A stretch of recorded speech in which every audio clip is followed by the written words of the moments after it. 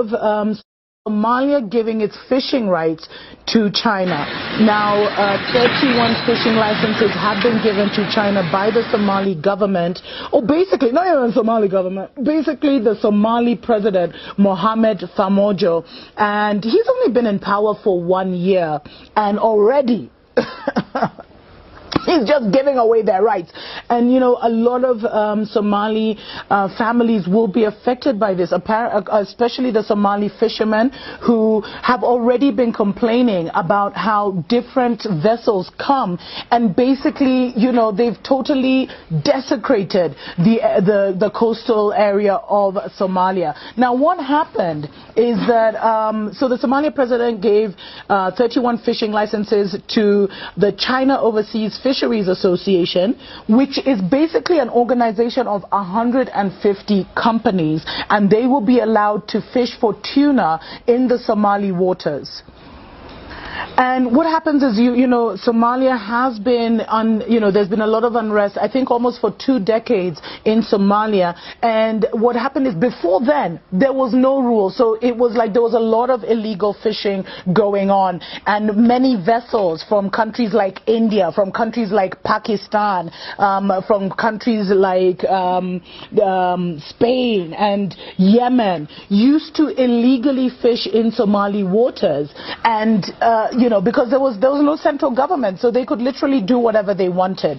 So now the Somali president argues that he's given these 31 licenses to the Chinese because they've been fishing illegally in the Somali waters anyway, and, you know, if you can't beat them, join them. So as in, it's better they get some money from the Chinese fishing vessels than no money at all.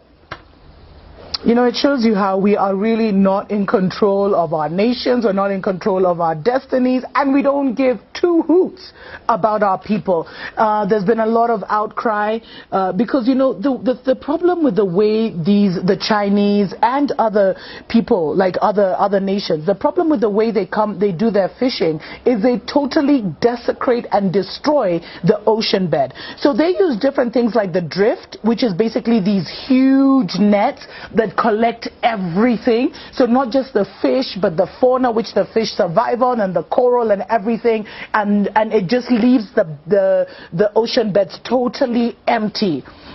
There's also a lot of dynamiting that's used, especially dynamiting the coral reefs so that they can get to the lobsters and the shrimp, etc., and the crabs. There's also the breaking of coral reefs. Like, these guys do not respect, they do not respect the ocean, especially your ocean. And what we're finding is that the Indian Ocean, which was so beautiful, the Somali coastline, which is just stunning, is being totally destroyed by these, very aggressive and predatory fishing patterns. And what the Somali fishermen fear is that at the end of the day, there won't be any more fish for the local, producers. So apparently they're supposed to stay, like, I don't know if it's 20 or 30 kilometers out in the ocean and leave that area for the Somali fishermen, but they have not been following this. This is just so sad, and it just shows you the predatory nature of China. China is everywhere, and, it's almost like governments can't stand up to their aggressive takeover of a lot of these things. We'll be right back.